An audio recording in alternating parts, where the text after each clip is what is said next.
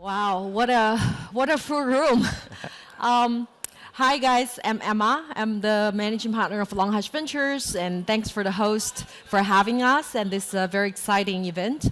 We're going to talk about stablecoin, but before that, I think we're going to take a minute or so for each panelist to quickly introduce your background. Shall we start with Ragulan? Sure. My name is Ragulan Pathy. I'm the Vice President for Asia Pacific at Circle. Most people would know the USDC stablecoin, the largest regulated stablecoin, second largest stablecoin in the world. Awesome. Welcome. Hi, I'm Vincent Chalk. I'm the Group CEO for First Digital Trust out of Hong Kong. And we are a qualified custodian focusing on custody of real-world assets. We are also like Circle, but smaller. We just recently launched our FDUSD. And, I think we're really excited to be here and seeing this crowd. Very happy to see that this is what a bear market looks like. Wow. Hey, guys. Hi. I'm Guy from the founder of Ethena. We're building out the vision that Arthur had for a delta-neutral stablecoin that lives outside of the banking system and coming out in a couple of months with the product. So excited to be here and chat to you guys about it. Welcome. And a quick context about Longhash Ventures. So we're a Web3 focused fund since late 2017. Have been surviving the last two bear cycles, so glad to be here. I think many people are asking, right, what is the killer app of Web3? And I think one answer that's emerging is stablecoin, because stablecoin has the most amount of adoption today, right? We're even saying some of the traditional institutions, say for example, Visa and whatnot, right, have announced the initiatives to integrate USDC or some other stablecoins into their network. So I think just to set the context, it would be good to understand. I think maybe Ragulan can quickly introduce what is USDC, right, from Ethena Labs perspective. I think you guys are building a decentralized, sort of like in the middle, right, like stablecoin, and also from a First Digital perspective, how are you guys involving stablecoin? So maybe we start from this side. Yeah, sure. So we look quite different to these guys in terms of the way the product is actually structured. So the way a normal stablecoin works is you have bonds sitting within a bank account, and you issue a digital sort of receipt against those bonds within that bank. We basically try and remove bonds within a bank and replace that with crypto collateral within the crypto ecosystem. And the idea there is if you take an asset, whether it's Bitcoin, staked Ethereum, if you're long on one side and then short the perpetual on the other, that creates a synthetic dollar position which you can then issue a stablecoin against. And the idea there is that you've removed the delta from that position so that it's always reducing the volatility to zero and represents a stablecoin.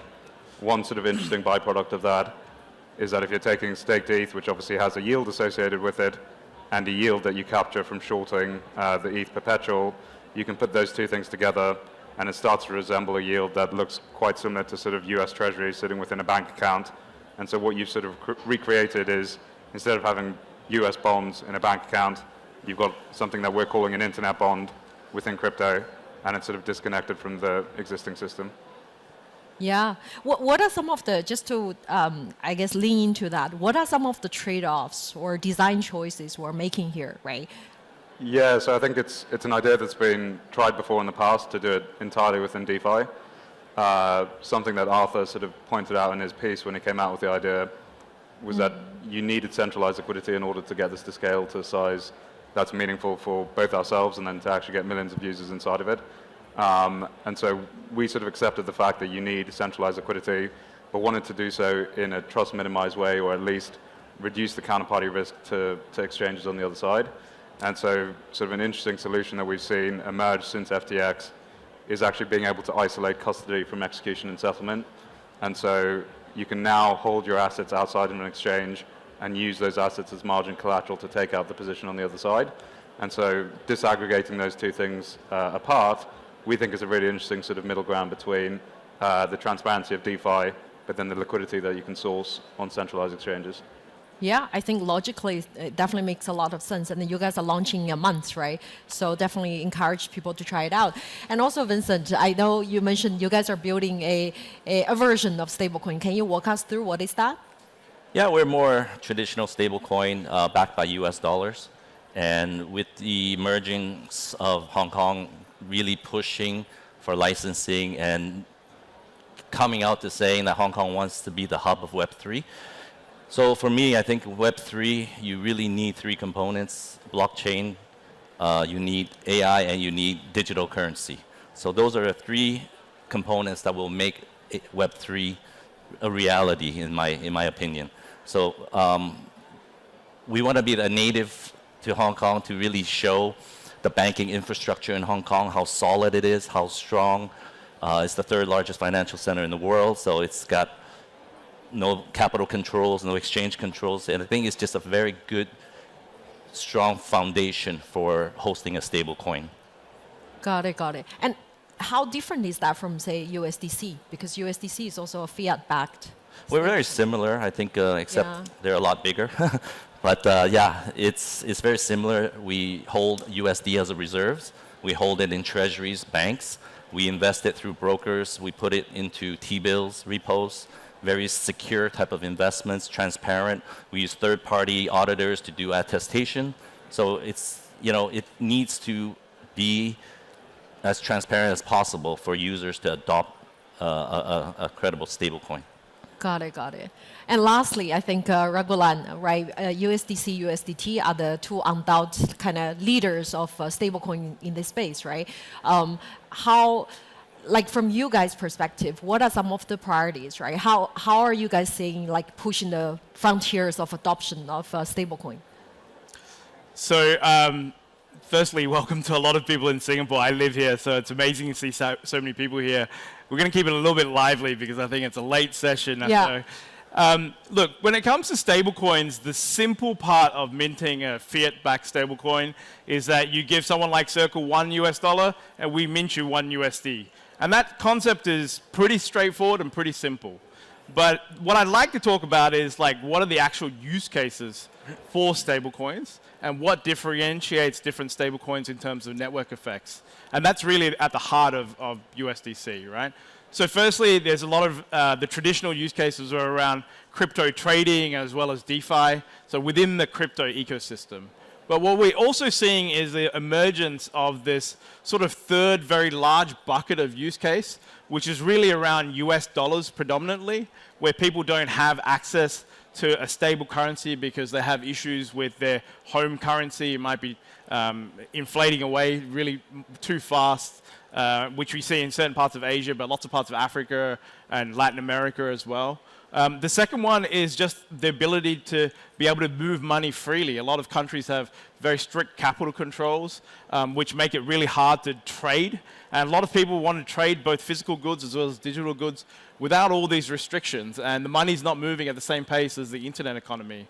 And I think the third thing also is just, which is at the heart of crypto, is a more secure way to hold stable currency as well. One of the major parts of the strategy I'm executing here in Asia is really around the network effects of money. So the minting and redeeming of a stablecoin, that's what most people know about. But what actually differentiates us is the amount of blockchains we're on, the amount of licenses we hold, the amount of banks that we have through which people can onboard and offboard, the amount of partners through which people can do it. And that's the multiplier effect of stablecoins that make some a lot larger than others, frankly, right? We hold multiple licenses and we're pursuing more. And when you multiply all of that together, essentially, like, the goal for us is really simple. Anyone who wants USDC, we want to be able to give it to them almost instantaneously, as easy as possible. And that's not the case for all stablecoins, and certainly a hard bit of infrastructure to build. Sometimes people may ask, like, why do we have so many people? And that's really just putting all the hard work into the infrastructure of building that network effects of our stablecoin. Yeah, that's super interesting. I think in many ways, you guys are starting to bridge the interoperability gap, right? Because you have USDC on multiple chains, and I think not too long ago, you guys also launched this protocol layer, right, which allows CCTP. USDC. Exactly. Yeah. So in many ways, you're kind of helping to bridge the liquidity across different fragmented ecosystem, which is amazing, right? And I think, like, another point you mentioned about, right, for people outside of, like, say, US or China, like, there are certain countries with capital control or running away overnight inflations. This really provides them with a hedge, right? Provides them with a choice. So that's really pretty interesting. I think I also want to quickly touch on risk because I think especially for fiat-backed stablecoin, right? One of the biggest thing is about regulatory risk because you have to kind of touch base with regulators across different jurisdictions, and harmonization of regulation for crypto assets has been a major challenge, right? Some regulators moves faster, gets burnt, some moves slower. How are you guys thinking about this regulatory risk? Well, I mean, the Singapore government has done a very, very good job in terms of regulation for the broader digital assets economy, Web3 economy, and has sort of really led in this space. We're seeing Hong Kong and Japan and actually, frankly, in Asia, probably the regulators are doing a very, very good job. They're also not doing a bad job with MiCA in Europe. And I don't frankly think that the US is going to be that far behind. Obviously, most people look at US regulations as challenged right now, but I do think that the tide will turn there as well. We are seeing that some regulators are coming up with rulings and the ones are watching. And even though there's not like an exact standard per se, they are very, very similar in the approach that's coming together. And, some fundamentals is, for example, if you've got a fiat-backed stablecoin, it's got to be a single asset, it's got to be one for one, it's got to be segregated, etc. In terms of risk, I would just say a simple thing. One thing we don't publicize enough for stablecoins is that we're not a fractional system. If you go and put $100 in a bank, $90 of that gets lent out to people that you don't know, because that's the banking business model. It's a fractional business model. Versus if you go and put money in a stable coin, the majority of it should be going in something that's 100% backed. We ideally would like the most safest, like if we could put all of it with the Fed or Fed equivalents, that would be ideal. So it's as safe as possible. But generally, I think if you're managing the risk right, and if we're allowed to bring our risk almost to zero, we would. Yeah, I want to come back to that because now let's dive deeper into regulatory risk. But there's other type of risk which is relevant to, I think, earlier this year, bank runs and whatnot, right? But I think I want to go to Vincent here because you mentioned you guys are getting licensed in Hong Kong, right? And that's the base where you're starting. And Hong Kong seems to be getting a lot of attention the last couple of months by being very open and progressive in giving out licenses. Can you dive a bit deeper there? Yeah, I think, where we originate from is through Hong Kong under the trustee ordinance. And what that means is that we are title holders. As a trust company, we look at not only the risks of the underlying asset, but we look at reporting. How do you deal with the OECD about automatic exchange of information? We look at the wallets. We look at the actual tokenization, minting of the stablecoin, which can be treated as a security in some countries. So for us, managing the assets, we have to understand laws. So there's Sharia law, there's common law, there's civil law. And these tokens are held by all kinds of people in these legal jurisdictions. What about reporting? What about succession? Who has the rights to those assets if something happens to the wallet holder? So there's legal ownership. And these are the kind of things that I think First Digital has been focusing on, because risk is not only about how you invest the underlying asset, it's about how easy is the regulators going to come and take that asset if you don't comply. KYC, AML, that's been sort of the key word thrown around so often. And people in this industry now have to really consider the laws and the rules changing on a very fast pace. And how do you deal with that? So this is how we think, we manage two balance sheet, whereby banks, you put money in a bank, you're taking bank's risks, the counterparty risks. And we've seen that with banks, Silvergate, with Signature. So we have to think about our partners, as Rigolan said, who's our partners? We put it into very strong financial institutions, into T-bills, we're taking government risks instead of taking the bank risks. But the word cash is king is actually not true. Cash is actually the most vulnerable thing, because FDIC only covers and insures a small percentage of what people's holdings are in those accounts. So it is a very convoluted, very complex system of running a stable coin. It's not just a one-to-one, but it's about all of the people that holds the underlying asset that's how we see the future that needs to, regulation is about that. Who can freely hold these stable coins? Yeah, absolutely. I think the mechanism is really simple, right? One-to-one backed. But Yeah. if you kind of break it down, there's so many layers of different type of risk, right? We touch on regulatory risk. You have market risk if it's algorithmic type of coins, right? Then there's counterparty risk, like with the bank runs, right? How are you keeping all your cash in one bank, or are you spreading it across different? How you measure the different risk with different banks, right? There's a lot. You're right. I think risk management is so important. With Guy, because given what you're building is kind of moving more towards the decentralized kind of spectrum, right? How are you guys thinking about this regulatory risk or additional risk when it comes to what you guys are building? Yeah, sure. So I think first point to make is that stablecoins are often marketed as sort of risk-free, I think, sometimes, and that I think that's actually incorrect in the way that they're sort of pushed forward to users on the other side. So as you say, I think there's risks with all of these things, but they're just hidden in different places until you look at them properly. So fundamentally, what we've done right is change holding bonds, as I said, in a bank account, which has that counterparty risk and credit risk to the underlying bank. You've taken that and replaced it with crypto assets within crypto, right? And so you've transferred that credit risk from a bank to a custodian within crypto. I'm not saying one of those things is better or worse than the other. I think our view is like a custodian is set up to manage assets, and that's their job. They don't go and lend money and do other things. Like, that is their job, is to hold assets safely. And so we're not really making a claim about what is more or less safe between those two things. I think all we're claiming is that it's different, and some people find having different uncorrelated custodial risk as something that's valuable, right? So over a weekend, when you saw what was happening with SVB, you basically saw every stablecoin in the market trading down in lockstep as there were sort of issues there. And there was nothing that was like truly uncorrelated to what was going on there. So what we think is interesting about what we're doing is that the underlying custodial risk is fundamentally uncorrelated to what these guys are doing. And I don't have a view on what's better or worse. I'm just saying it's different. And that's sort of our view. We do have additional risks that are obviously involved in the mechanics and sort of financial risk in terms of how the whole thing's coming together.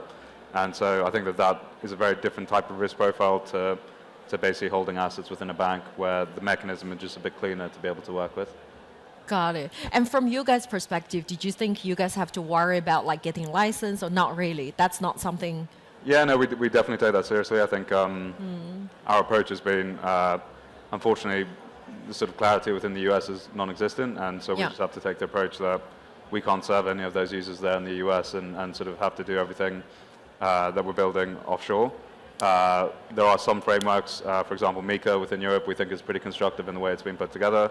It gives you an actual sort of framework that you can at least look at and say, we are within the rules that they've sort of set out, which is more helpful than not having any rule book whatsoever.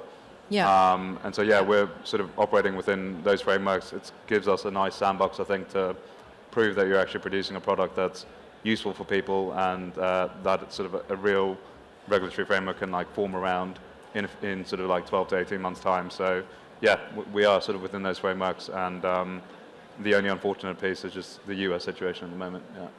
Yeah, it's certainly, like I mentioned earlier, regulator kind of harmonization, right, has been challenging. And I don't think it will ever happen. I think some will move faster, some will move slower, right? You just kind of have to find a way. And luckily, crypto is pretty global, right, and pretty decentralized. So I think to the crowd, right, like I'm not sure how many of you would have experienced the Terra Luna blow up, right? Totally agree with what Guy was saying. Many people thought like stablecoin is risk-free, right? And it was marketed so, and the anchor interest rate of 18% was also marketed to be risk-free. So I think in crypto we need to do much better in terms of like educating the users and kind of make a lot of the risk disclaimers a lot more transparent. So now we talk about risk. I want to talk about something more exciting. So let's... 4:30 p.m. Yeah, exactly. First day. So we've covered all the risk disclaimer, but now let's go to the future, right? Like, What are some of the exciting use cases you guys think stablecoin can bring in and really bring in the mass adoption? I think today, like a lot of people in stablecoins are trading, right? Needs or kind of there's a bit of like transfer money internationally and whatnot. But how are you guys thinking about this? Let's look 5-10 years down the road, right? What are some of the exciting use cases? So I think I was on a panel yesterday, I went through this. Actually, there's like net growth in stablecoins. So when you look at the overall market cap, it doesn't look like it's grown. But if you look at the underlying wallet addresses, the amount of usage, it's actually growing through the bear market. Absolutely. The biggest impediment to, if you call it the technology of stablecoins, which basically allows like almost instant movement of money, to me is just sort of like 2 or 3 things. One is just ease of use. Like wallets, too freaking hard, right? For the average person. Like for us in crypto, we might all have a wallet, but that's why we're stuck at like this 200-300 million users. A company like Meta's got like 3 billion users. We're not making that breakthrough until we make the technology of wallets really, really easy so that anyone can use it. They don't even know it's a wallet. They don't really care, right? The second impediment really is getting in and out of a stablecoin. There's so many things you can do with a stablecoin. People might go, you can do on-chain treasuries, you can do trading, whatever. But if it's really hard to get your money in and out of it, then you're kind of stuck on the other side of the fence, on the wrong side of the fence, not able to take advantage of the technology advantages of like that you can move stuff around very quickly. The other third thing is, and I think this is a dirty secret in crypto, is apart from the wallet technology, we've just made like moving things around too complex. There's just so many competing chains today. And this is what we're really trying to tackle at Circle with our cross-chain transfer protocol. So essentially, we're going to be aiming to be on more than 15 chains. We're calling this Stable September, where we're launching a lot of chains. But we want to be able to allow someone on one chain to be able to send USDC to someone on another chain almost seamlessly via the protocol, right? So you don't have to worry about, okay, I can only send it to the same people on the same protocol and somebody else on another protocol, or there's a different use case. So I think those technology breakthroughs, if you want to call them that, once you break down those silos, you make ease of use much easier, both in terms of the end user's experience as well as the interoperability experience. That will have massive network effects. That will mean that, if you want to move money, if you're visiting from another country and you happen to go make a friend and you go to a bar or a restaurant in Singapore, this is the simplest analogy I always like to give. The bill comes, it's $300, and you want to move money to each other. It's a bit of a complex process if you're not both from the same country. It should be like I'll send USDC or stablecoin of choice to each other. Now you got to have the wallet, you got to on-ramp into the wallet, you've got to go and figure out the chain. And if you can blow up all of that complexity and make it super, super simple, then I think adoption will grow just exponentially. Because frankly, the banking system's pretty shit when it comes to moving money around, especially whether it's for small amounts or large amounts, in a very fast way. And stablecoins definitely can take the place of that usability, but we have other technology challenges within the crypto industry that we need to overcome. Yeah, that's definitely sounds exciting. I think basically UI, UX, right? That abstract away a lot of the complexity will really unleash the potential of stablecoin. Yeah. Vincent, love to hear from you. Well, I see stablecoin in the future. The use of stablecoin really is more for me solving real life, real world problems. The unbanked, underdeveloped countries. We have exporters of minerals like coal, where they're subject to ESG, and now banks won't issue letter of credits. How do we use stablecoins to help provide collateral? And there's also the whole Web3 space. Of course, there's going to be, the dominant currency is USD. There's a lot of companies now starting to look at minting, creating a stable coin for other currencies. And I've always, a lot of people ask me, what are the difference between a CBDC and our stable coin? I see the future that both will actually coexist quite nicely. The fact that government issue CBDCs, there's going to be a lot of countries that's going to have forced adoptions of wallets. And these wallets, of course, privacy, KYC, you're going to know exactly how they're going to spend that. We are going to provide an alternative where a proper US stablecoin can now convert back and forth to different denominations using other stablecoins, helping industries, shipping industries, minerals, like just making settlements, right? So we kind of have a very different view. I think Regaland's view is more on using retail adoption, how the mass uses. But for me, I think it's about how to make lives, improve lives. Somebody in Zimbabwe, you know, he's not going to be subject to all of his privacy given away because he has to use that particular currency. So one is about financial inclusion, Yes. right? It's much cheaper to offer this technology, right, compared to, I guess, retail banking today. Secondly, I think you also talk about like the instant settlement of cross-border FX. Yes. Right, like the seamless integration of CBDC and stablecoin. Yeah. Yeah, that's definitely super interesting. Yeah. How are you thinking about this guy? Yeah, I mean, I'd echo those comments where I think undoubtedly the most compelling sort of use case for stablecoins is exporting dollars to people in the rest of the world who don't have access to them. I think in terms of innovation and what I'm sort of excited for over the next 12 to 24 months within stablecoins is thinking about what are we doing with the yield that's sort of generated by these stablecoins. So I think there's been different approaches in terms of what proportion of that yield is actually given to users rather than internalized to the issuers. I think that there are going to be interesting competitive dynamics with that over the next 12 to 24 months, where the idea of giving out zero to users is a construct which I think is going to be difficult to sort of hold going forward across the space. And so when you start to unlock that yield as it's associated with the stablecoin, I think that becomes a really interesting asset to start using throughout DeFi as well. So at the moment, DeFi sort of has either assets like staked ETH, which are volatile and have a yield, or you have stuff, whether it's USDC or USDT, which is stable, super useful, but doesn't have a yield. And I think starting to bring together those two qualities and compose those assets through DeFi, that's going to unlock like a lot of interesting things that you can start doing, whether it's leveraging up on money markets or using it as a reserve asset for other activities within DeFi. So for me, that's probably the area of most excitement, which is what happens when we start to add yield at scale to stablecoins. Yeah, super interesting. I'm curious, like from you guys' perspective, right? Are you guys thinking about enterprise integration as well? Because I want to kind of get everyone's view from which enterprise are you seeing to adopt stablecoin, right? Integrating into their systems and whatnot. Is that something you guys are thinking about? Yeah, I mean, obviously would love to get there, but these guys have sort of proven themselves out over many months, years, and like hundreds of millions of dollars. I think we need to get to that sort of level before you start having that type of discussion. Yeah. I would sort of say, though, as a general comment, stablecoins are clearly the only area of interest for sort of Web 2 type businesses where they're actually going to do real business, right? So I think it's a really high signal when you see a business like PayPal coming into the market at the bottom of a bear market, not at the top of a bull. Businesses like Visa still making announcements now.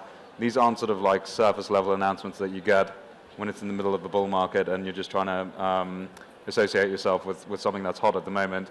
These guys are making thoughtful decisions at the bottom of a bear market, and I think that's actually very indicative of actually the product market fit for stablecoins within those businesses. So I think naturally it's sort of the area that fintech and crypto converge, and I sort of expect that theme to continue for sure over the next 12 months. Yeah. And I think probably this is much closer to Raghulan and also Vincent. Do you want to comment on this? Like enterprise adoption, which ones? Because I think this opened up a design space, right? Not just the traditional settlement like Visa or MasterCard, right? Essentially, SAPs could look into this, right? Like many other kind of enterprises could actually tap into this opportunity. But I'm sure you guys are much closer to this. Yeah, I mean, look, I've been working with enterprises for a long time. I think what's more interesting is seeing these, it's a stepped approach, right? Enterprises don't usually lead the market, frankly, if I'm just brutally honest about it. To. Yeah. I mean, like change in a big enterprise will take a really long time. I think what you'll see is these Web 2 companies, whether they're like wallet companies, gaming companies, ride-hailing companies, e-commerce platforms. I think you're going to see them install stablecoins as an option for payment and remittance and movement of money. And I think that will create an onward traction, and you're starting to see that with this use cases like SAP, for example. Ultimately, like, I'm not a big fan of pushing technology or solutions where there's no problem, right? And I think there's just so much latent demand for the problems that we face in the world that need to be solved today, whether that is, dollars, exporting dollars to people that actually need it. The use cases I talked about before, like security of money, movement of money, and there's just so many people, like literally billions of people, especially across emerging markets in Asia, Africa, Middle East, and Latin America in particular, who need it and have huge latent demand for it. And I think as happened like ages ago, like more than 10 years ago, I worked at AWS, and when Amazon Web Services broke through in the cloud, yes, I was working in the enterprise division, and we were trying to convince enterprises, but the startups did it first. Yeah. They started scaling, the enterprises get FOMO, and they follow. And I think that's a very typical stage of how things will happen, and I anticipate that's exactly how it's going to happen here. We're starting to see some unlock here in Asia. You'll see some interesting announcements coming ahead, which will show some of that unlock starting to happen. And I think that will just create this huge wave of people going, if they're doing it, I need to do it. And then I think you'll see dramatic movements in the next sort of 12 to 18 months or so with big brand names unlocking the availability of stablecoins. Yeah, I think it'd be silly if they're not looking at stablecoins, right? But every wave, you bring in more adoption. Yeah. Vincent? Yeah, I agree. I think for us, it's really, the enterprises really need to look at how stablecoin can improve their business, improve the efficiency of their business. And, it's not our job, it's not my job to actually promote and say, okay, you need to do this to help you. I think it's a thing that trends. It's about looking at how easily they can do settlements. And for using a stablecoin, like in the NFT market, right? I think the currencies for settlement in NFTs, people are thinking that NFT may be something they will use for payments in the future. But if that's the case, then NFTs obviously won't be a utility, right? So I agree that these enterprises, they're out there like Web 2. There's still a large gap between Web 2 and Web 3, I believe. Right? These e-commerce companies. The biggest challenge is about settlement between when I buy something, I have to send money and the banks can freeze it. Intermediate banks can say, okay, what is your source of funds, and that delays the trade. And when something is delayed, there's costs. Goods are not delivered on time. So that is eliminated by using a stablecoin for settlements. For sure. Yeah. Yeah. I think we have a couple of minutes left. I'm just going to ask a last spicy question. Which one do you prefer, decentralized stablecoin or centralized stablecoins? But I think... What was the question, sir? Do you prefer centralized stablecoins or decentralized stablecoins? Well, I mean, I have to show a bias naturally because we're what you would call a centralized stablecoin. But I am also a deep believer in the crypto industry, so I do think that there is a future for different types of stablecoins. There might be ones such as DAI has proven, which are decentralized, and there's going to be others like ours, which are centralized. Now, each one of them comes with their own benefits. I think decentralization is obviously core to the ethos of crypto. But they will struggle with bringing the masses of people on because it goes back to the problem of how do you get people into the ecosystem in the first place, right? Not everyone can mine something to get into the ecosystem. They still have to transfer money from somewhere into the ecosystem. Yep. And I think that's the role that centralized, if you want to say centralized stablecoins can play. And we also play this part of like going around the world and being ambassadors for the industry and saying how good this is as a technological innovation, as an innovation for financial markets. to allow regulators to start accepting this. I would say whether it's centralized or decentralized, my greatest concern always is the protection of the end user. We cannot absolutely have a situation like we had last year with some of the algorithmic stablecoins, because that's not in the interests of anyone. And so we do absolutely have to set some guidelines as an industry around what defines a stablecoin and the protection of it. I think we're doing a good job on the centralized one. Maybe you have to do another similar job on the decentralized one at some point. But yeah, look, I have a preference for centralized, but I think each play their part. Awesome. I think Ragulan just laid down the gauntlet to build a better decentralized version. So how are you guys thinking about it? I think my spicy take is I don't really think we have decentralized stablecoins.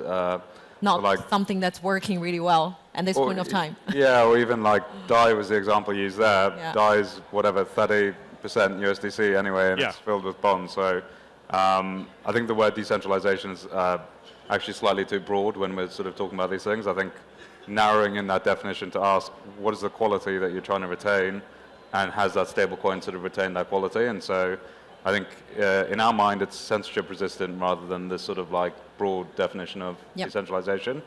And I think there are some stablecoins that sort of achieve that. There's like Liquidity, which is similar to MakerDAO, but doesn't have sort of like the RWA component that's sitting within there. I think that's a good example of something that's decentralized, but the comment I would have is like the market has clearly spoken that they care more about liquidity, they care more about sort of ease of use compared to those type of stablecoins. And if you're not listening to the market, I think you're sort of doing yourself a bit of a disservice. So my spicy take is I don't think there are really any decentralized stablecoins at scale that sort of exist now. That's true. Yeah. Any last comment? Obviously, same. I'm biased towards centralized stablecoins. That's because I think it just needs to be very simple, very easy to use. You know what it is, you know where it's going, and about who's going to be using them. The adoption of stablecoin, centralized stablecoin, is like money, really, and for different generations to understand that, because even myself, I find very difficult to understand some of these decentralized stablecoins, how the full functionality of it, what's the technology behind it works. But for me, centralized is because I wear this hat every day.